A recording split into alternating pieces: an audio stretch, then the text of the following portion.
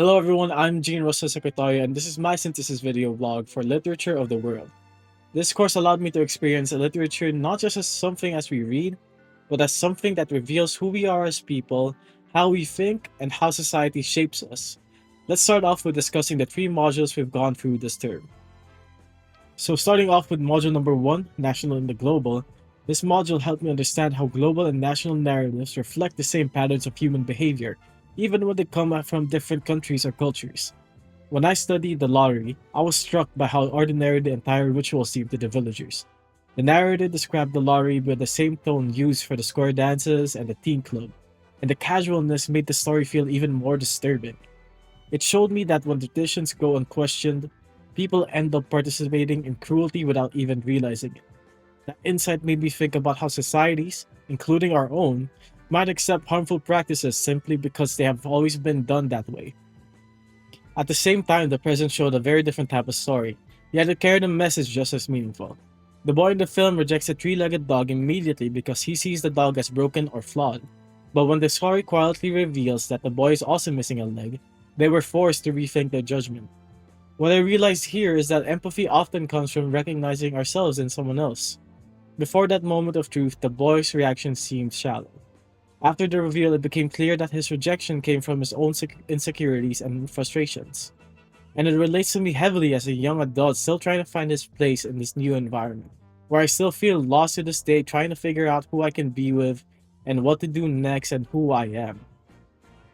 These two stories taught me that global literature allows us to observe universal moral struggles, whether it's blind conformity in the lottery or self reflection and empathy in the present. Both made me more aware of the choices we make and how easily people can fall into judgment or cruelty. This module didn't just teach me to read stories better, it taught me to read people and situations more thoughtfully. So after that is colonial past and post-colonial present. So for me, this was the most eye-opening module because it showed me how deeply colonialism influences the way people view themselves and others. In the post-colonial ways of reading, I learned that colonization wasn't just about land and resources. Colonizers also shaped how the world imagined the cultures they controlled. They wrote stories that positioned themselves as advanced and civilized, while portraying colonized people as inferior or dependent. This made me realize that reading is not a neutral activity. Every story has a perspective, a voice, and a power dynamic behind it. Understanding who is speaking and who is silenced became an important part of how I analyze a text.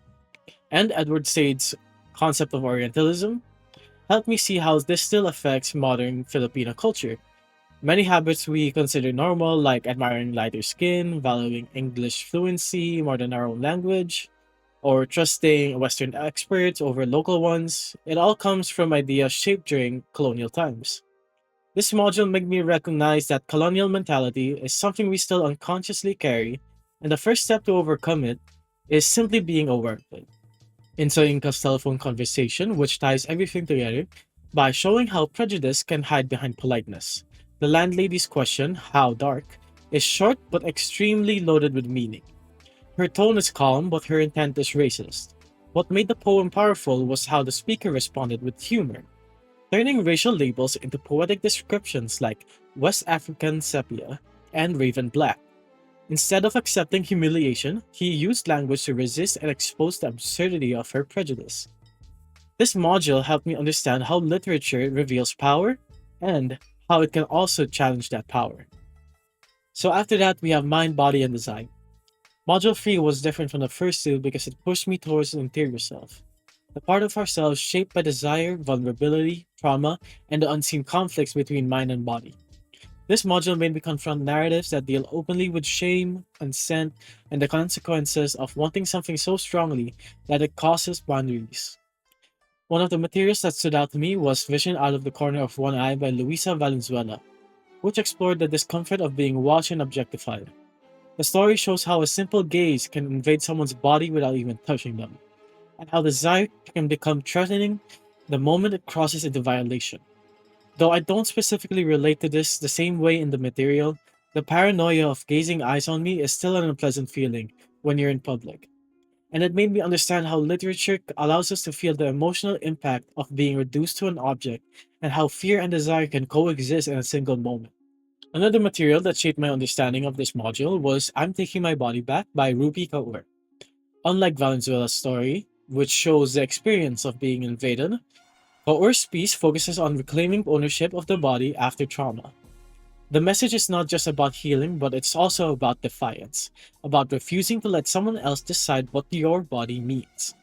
The poem taught me that literature gives survivors a voice strong enough to challenge shame, and it showed me how writing becomes a way of rebuilding the connection between the mind and the body after it has been fractured. Kaur's perspective helped me recognize that desire and control are not always romantic themes. They can also be about power, recovery, and the courage to reclaim the self. The last material that shaped my takeaway was Hemingway's Hills Like White Elephants, which reveals how desire can be disguised, manipulated, or misunderstood between two people.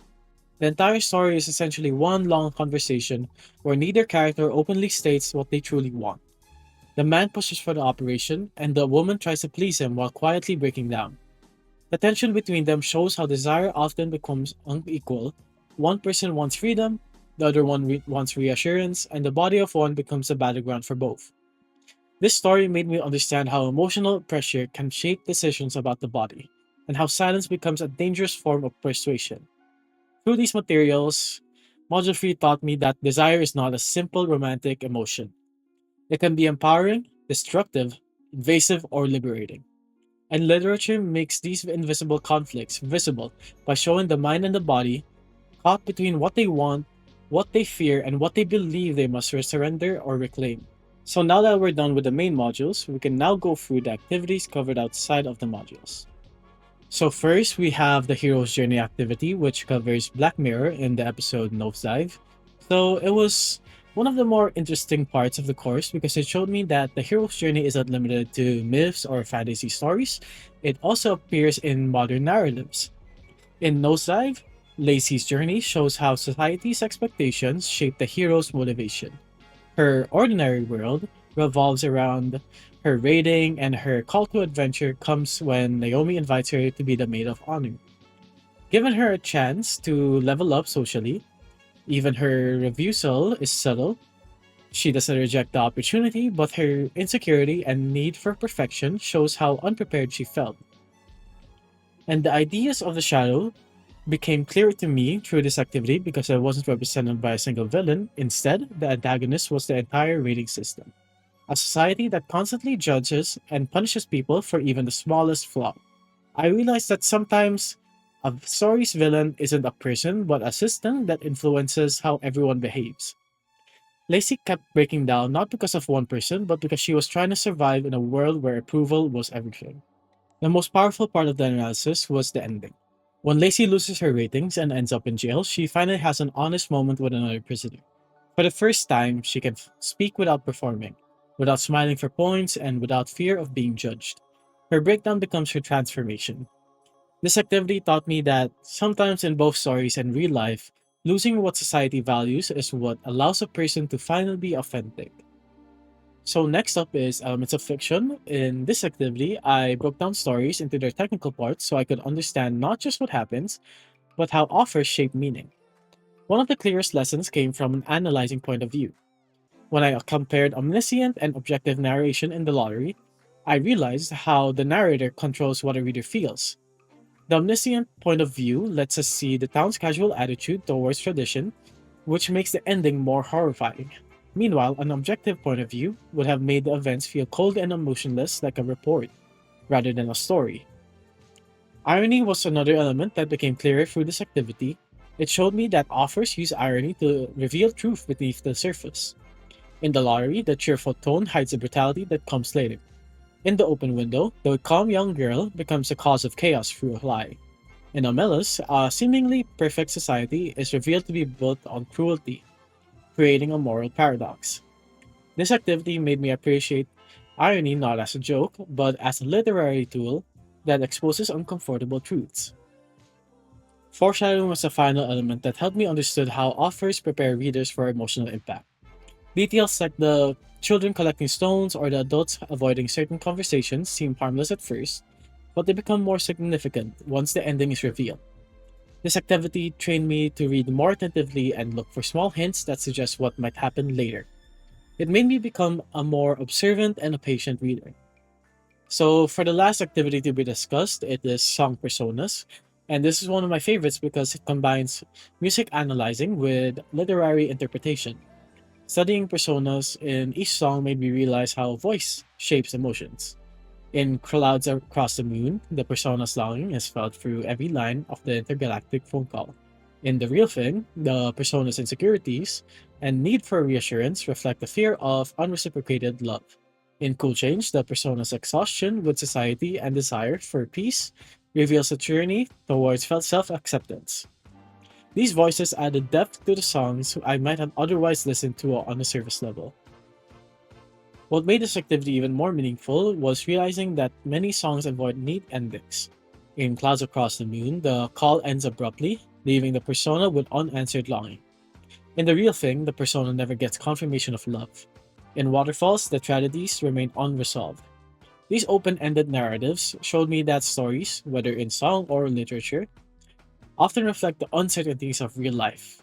The lack of closure makes them honest and relatable. So now that we're done with the takeaways, we can now discuss how literature of the world contributed to my development. One of the biggest ways literature of the world helped me grow was by teaching me how to interpret media more thoughtfully. Before this course, one of my favorite activities was listening to music, and I mainly listened for comfort, but now I find myself analyzing the persona, the situation, the tone, and the messages behind the lyrics. An example of this would be one of my favorite songs, talented creators like him, with the skills I learned from the song persona activity. I could recognize how the persona in Tyler's song isn't simply expressing admiration for his absent father, but also struggling with his identity, comparing himself to someone he admires while also dealing with jealousy and insecurity. The tone switches between confidence and vulnerability, and the persona tries to present one image while revealing another underneath.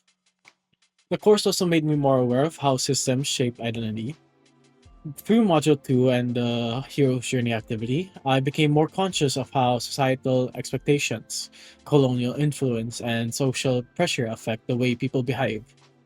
It made me reflect on everyday situations where people adjust themselves just to fit in or gain approval. Understanding these structures helped me question them instead of blindly following them. Finally, literature of the world made me more empathetic by teaching me to consider perspectives beyond my own. Stories like The Present and Omelas, and even the personas in songs like The Real Thing or Cool Change reminded me that people often carry silent struggles. Literature helped me pause before judging and look deeper into what others might be feeling. This is a skill I know I will take with me beyond school. An example, friendships, group works, and even for future professional interactions. So, to conclude, literature of the world taught me how to read more deeply, think more critically, and feel more compassionately. Literature became a tool for understanding not only stories, but society, identity, and human behavior. From analyzing global narratives to unpacking colonial structures, and even exploring music on a deeper level. This course gave me new ways of seeing the world. So that's it. Thank you for listening to my synthesis video blog.